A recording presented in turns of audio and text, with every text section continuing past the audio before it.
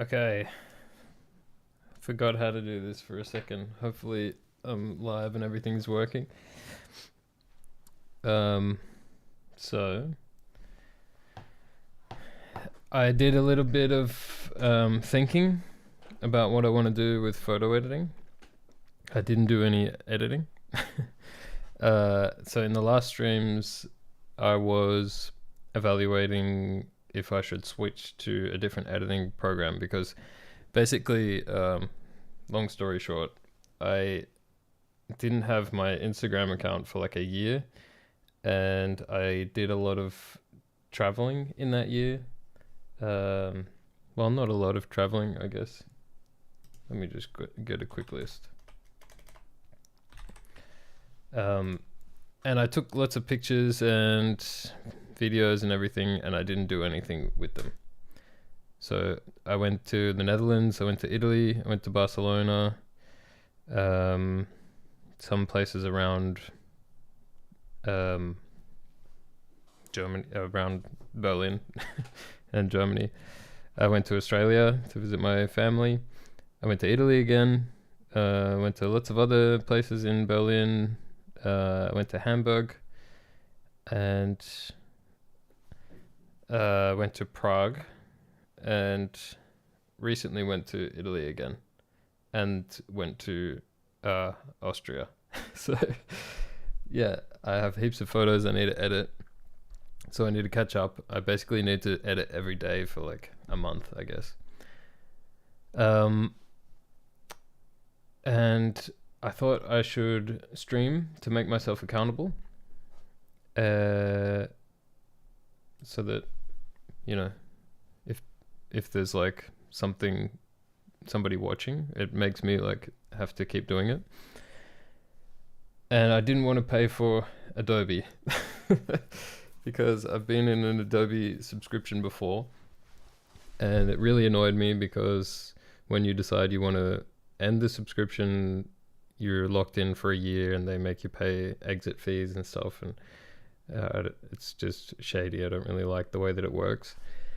I tried a different program called On1, Photo Raw, I think it's called, which was pretty decent, I guess, but it wasn't quite meeting up to my expectations. And I went back and edited the same photos that I did in On1. I did them again in Lightroom, Adobe Lightroom, and I found that the Lightroom was easier and faster, and I ended up getting better pictures. So I kind of gave up on one. That's not to say that it's not good. I'm sure it is good. If I gave it more time to figure it out, I probably could achieve the same things. But I just decided that I want to try other softwares. So I might try some other ones like Luminar Neo, and there's some other ones that I want to try. But this process of evaluating and testing them out and trying things, it's good for finding a solution for the future. But for right now, I just have like a stack of stuff that I need to get done. So I caved and I decided to sign up for Adobe again. And let's see, I'm not sure. I mean, it just sucks because the minimum amount of time you can do it for is a year, but you do get a free 7-day trial, and you do have 14 days to cancel within the first month, so that you can cancel for the rest of the year. So I could technically use it for 21 days and only pay for 1 month. So let's see, my goal is to see if I can get all of the backlog done in 21 days, which means that from today I need to stream like almost every day. And what is making a noise? Oh, nothing. Yeah, so I need to stream basically every day, and we'll see. So I have Lightroom Classic back, and yeah, I did a comparison in one of the other streams where I edited these first few photos You can see the before and after. So I'm changing a lot of things here, like brightness, obviously, some lens corrections, some noise removal, some color corrections, those kinds of things. And I also talked about this earlier, that my general philosophy on photo editing is that I want to bring the photos to the level that I felt that they were when I saw it with my eyes. So I don't feel like the camera is capable of capturing the way, like how nice it looks to me when I'm there in person. And my editing is trying to bring it back to the way I felt like I saw it at that moment, but not to over sensationalize it or to put some crazy effects on it to make it look, like something that it's not. But just to enhance it, to bring it to how I felt like it looked. So, yeah, I basically just try to do color correction, brightness stuff, noise removal, those kinds of things. And I got up to, I think, here.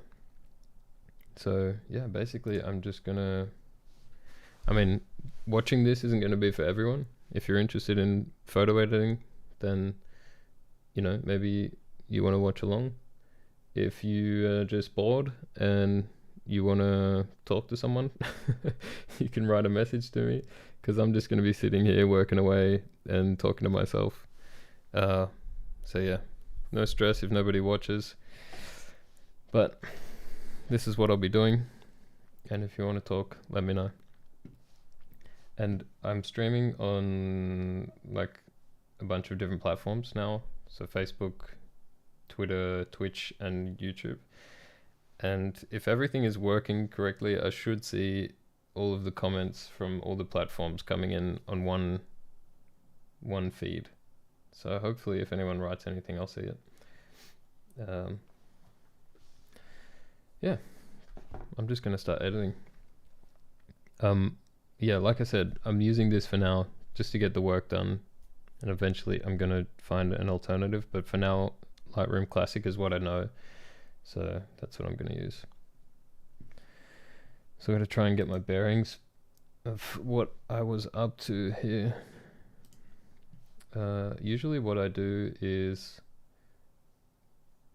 there's kind of like a baseline set of things that I'll do to all of my photos. So I'll do that and then I copy it across all of the photos. I've already gone through the process of selecting which photos I want to edit. So I'm not doing every single photo that I took on the trip. I have 65 photos, which, for a 4 or 5 day trip, I think that's pretty reasonable. So I've already culled a lot. Yeah, the idea being like, you go on a trip like this and you take maybe like 300 photos or something. Nobody's going to look at all the 300 photos. So yeah, narrow it down. Maybe I'll post like 30 of these on Instagram, or maybe 10, I don't know. Okay, so I've got my lens correction already enabled. So what that does is like, Adobe has these profiles of what every lens does to the image, or to the what you're seeing, I guess. So I have a Samyang 35mm lens, which they don't have that particular one in this list, but I find that the Sony FE 35mm works because it's an f2.8. If I show you Samyang, they have a 35mm, but it's an f1.4, and mine's an f2.8. And I don't think they have a 35 2.8. They got a 35 1.4 and a 35 1.4. So yeah, I use the Sony one. This might seem like technical jargon, but essentially what it does is the lens kind of warps the image a little bit, like a fisheye, but like much less pronounced than a fisheye. So it sort of corrects for that fisheye warping, and it also corrects for the vignetting. So like the darkness towards the edges of the image, it kind of brightens it up and makes it more like evenly lit. You can also adjust it even further. So you can even change the warping even more, or you can adjust the vignetting even more. But the default settings work fine for me. So yeah, I'm going to apply that to all of the photos. I think that might have already happened. Yeah.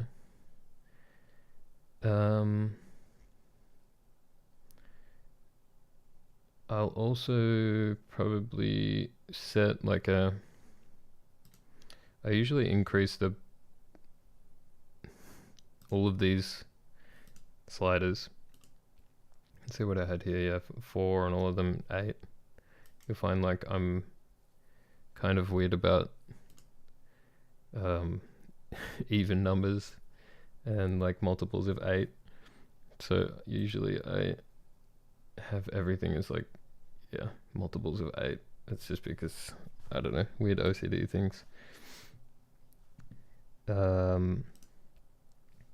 So yeah, I'll probably set like a baseline of 4 for everything here, because I feel like I usually use a little bit of all of these on everything. If it's more architectural, I use a lot of the texture and clarity sort of stuff. Sometimes if the sky is like overcast, I like to add a bit more dehaze, because it just looks less overcast. It brings a bit more clarity to everything. But you don't want to overdo it with these, because they can look a bit weird, and some photographers don't use them at all. They think that it's like really ugly, but I like them. And with something like this where the colors are so vivid, I don't want to add too much brightness or saturation, because it's already like pretty over the top. Generally I add a bit of contrast in as well. What have I put here? 8, 6. Yeah, I might just do like 8 as a baseline for everything. It's not too much. The temperature and tint, I always leave that, because yeah, each photo is going to have a different temperature and tint level that comes from the camera, and I don't want to set a temperature level, because this one, you know, maybe I want to make it a little bit colder, so make it 2600 instead of 2700. But then if I made this one 2700, it'd be like super cold, because the original value was way different to that, so that's not going to transfer. So I leave those. Exposure is going to be per photo. All of these are going to be per photo. So sometimes, like when I was editing photos from Venice, the water had like a specific color to it, which was in almost every photo. So I had some hue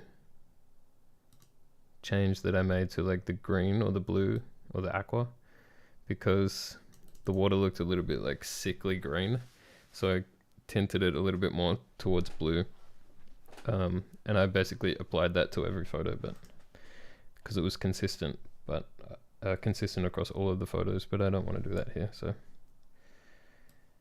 think I've got everything. Oh, I might add like a baseline noise reduction of, let's go 16, and the luminance, and I'll leave the others as default. And then yeah, I'm gonna add this to every photo.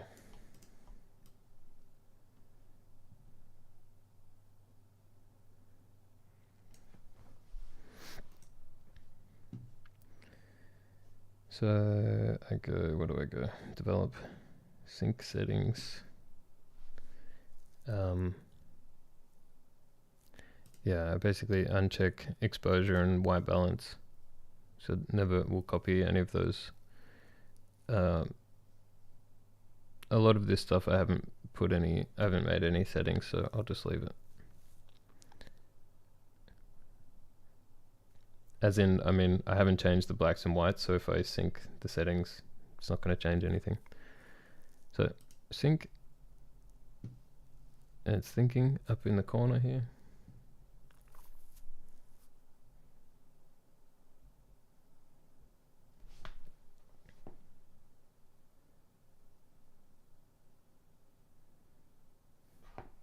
By the way, I can see that there's a couple people watching, and it's fine if you don't want to say anything, but it would be cool if you could let me know if like the sound and everything is working, even just do like a thumbs up or something. That would be great, because it's hard for me to check while I'm doing this. All right, so yeah, now if I look at one of these other photos, I can see that the contrast is carried over, all of these settings have carried over. Oops. And yeah, my noise reduction, the lens profile, all of that, so that's good. So now my baseline stuff is on all the photos, and I can just go through and individually adjust each one. So photos like this, I can generally see a lot from the way that it looks about what I'm going to adjust with the lighting, but I can also see on this histogram that, you know, obviously a lot of it is very dark and I want to brighten it up, but if I increase the exposure, I already have like extreme highlights here where it's like peaking white, and you can see that a little bit on the histogram. So I don't want to increase the exposure, but I'll bring up the shadows a bit, and that'll just brighten up the dark areas. And sometimes I go overboard with this. Like sometimes I'm like, yeah, now I can see everything, that's better. But actually like the contrast between the light and the dark sort of creates the moodiness of the image. And it is more realistic to how it was when I was there. But brightening it up a little bit helps, I think, because your human eye has much more dynamic range than the camera. So this is probably more accurate to how I saw it. This would be not realistic. Like, I don't think I would have that much dynamic range in my eyes. This is like just degraded by the camera's ability. And somewhere in the middle is probably how I actually saw it on the day. So yeah. Let's see if I can. Yeah, another thing I could do is reduce the highlights a little bit and then bring up the overall exposure. So that would also bring up the mids.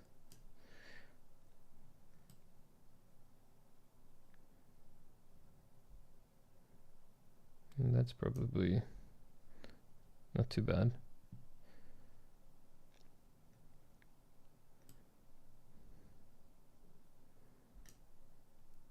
So by decreasing the highlights like this and increasing the shadows in the opposite direction, I'm basically just widening the dynamic range. And then I can brighten it up a little bit. And then compare the before and after. So yeah, you can see like this looks much more dramatic, but this, I get a better sense of what's going on. Without losing too much of the drama. But here, like, I really like this contrast on these kind of column things on the window, which you lose a little bit of that here, but I can add a little bit of texture, which kind of makes them look a bit more dramatic again. I mean, this is just to give you an extreme example. I wouldn't add that much. But when there's no people in the shot, you can get away with adding a lot of texture without making it look too weird. And clarity as well. See, that looks extreme. It's like one of those weird HDR images, but increasing that a bit, I think looks cool. Helps out with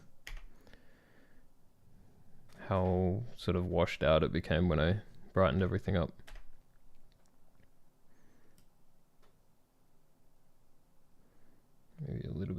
dehaze. Now I'm starting to notice more noise because I brightened it up, so I'm probably gonna add a little bit more noise reduction. Also don't want to go overboard here because then it starts looking like really smooth and weird. So I think around 40 is good.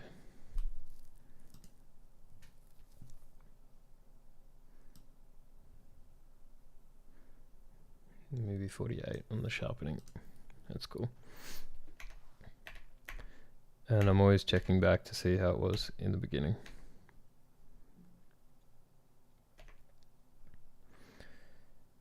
All right. This particular building, it's a Sagrada Familia in Barcelona. It has like, it's amazing on the inside. And on one side you have these windows which are really warm, like red and orange sort of colors and a bit of green. But on the other side it's very cool. It's like blue and purple and stuff. So I think that's why these columns here look quite blue. But when I see this, sometimes I feel like sometimes with digital cameras, when things are dark, they tend to get like a blue tint to it, or sometimes like a purpley sort of tint. And so for me, this is kind of looking like the downfall of a digital camera. Like the fact that these are really blue, it's like it was really dark and I brightened it up and it's just blue because the camera degrades it. So I kind of want to remove some of that blue, or maybe desaturate it a bit. So I would go to these saturation sliders, and if I slide that back, I can get rid of all of that. I'm also getting rid of the color in the windows, which isn't ideal. If I really wanted to go and fix it completely, I could mask these areas out and just change the blue specifically on the columns. But I think for this, you know, I also just want to get through these. And I'm talking a lot about my process on this picture, and it's making it take a lot longer. I probably want to speed up, so yeah, I probably won't go into this much detail on every image. But yeah, so I've looked at the exposure, I've looked at the contrast. Generally I don't do too much with the whites and blacks. Yeah, this all looks good. The vibrance is good. I think the colors are good. Like sometimes I check like, okay, what would it look like if I really boosted the reds? I think there's already heaps of red and orange, so I don't need to worry about that. Yeah, I think for this, because it's supposed to look really colorful, like I don't necessarily feel like I need to change too much about the colors.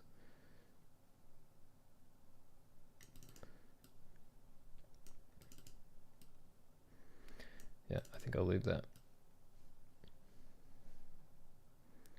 Post-crop vignette. I didn't crop anything. Don't really feel like it needs a vignette, so should I straighten it? It looks pretty straight to me.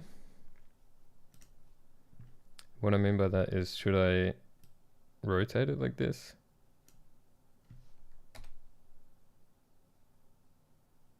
I don't think I need to, so I might just keep the whole image. I think that looks fine. Alright, so I'm just gonna move on.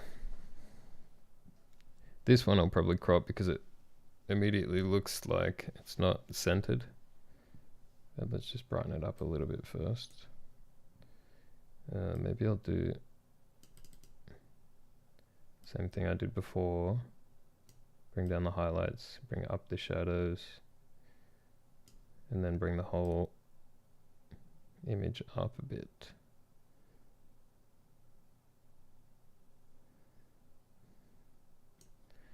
Okay, and at this point I'm gonna check the crop.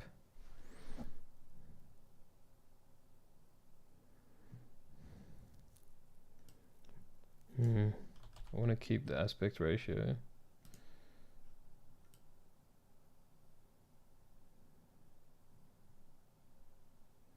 Is it a little bit crooked? I think it is. I'm gonna need to rotate it this way a bit.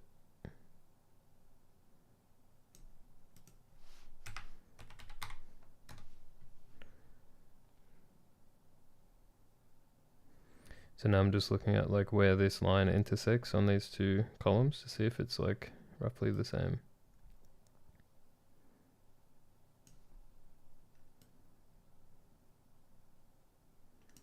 And then this little point here should be somewhere like along this middle line. Maybe I need to rotate it a bit more.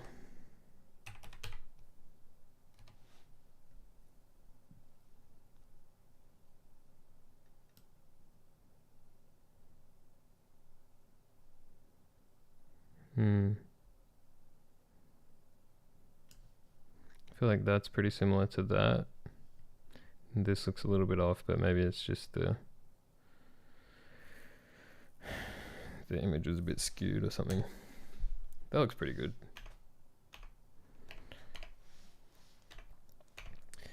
The only issue is with the before and after, you don't get to see the before the crop, but that's fine.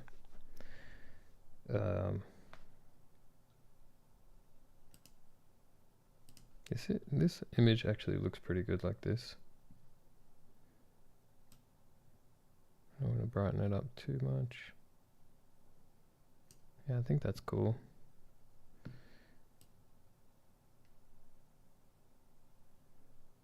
Give it a bit more texture. The clarity sort of naturally makes it look a bit brighter because it adds a bit of this brightness. Which I think is nice. Like sometimes I look over here.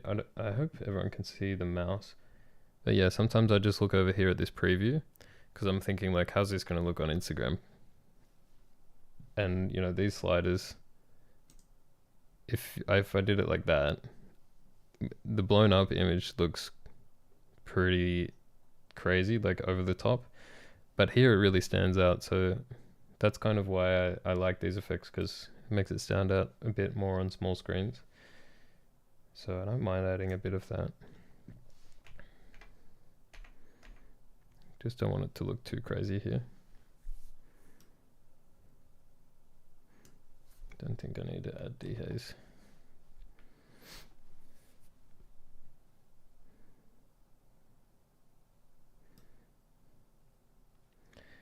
Normally if I looked at these bricks and saw all this green, I would want to get rid of the green, but it's coming from the window, so, and the window is meant to look very green, so I think I'll leave that.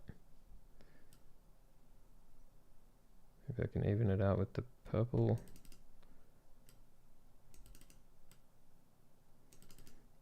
No, I think I'll just leave it. To be honest, that looks pretty good, I think. It's not too noisy. Maybe I'll give a bit more noise reduction.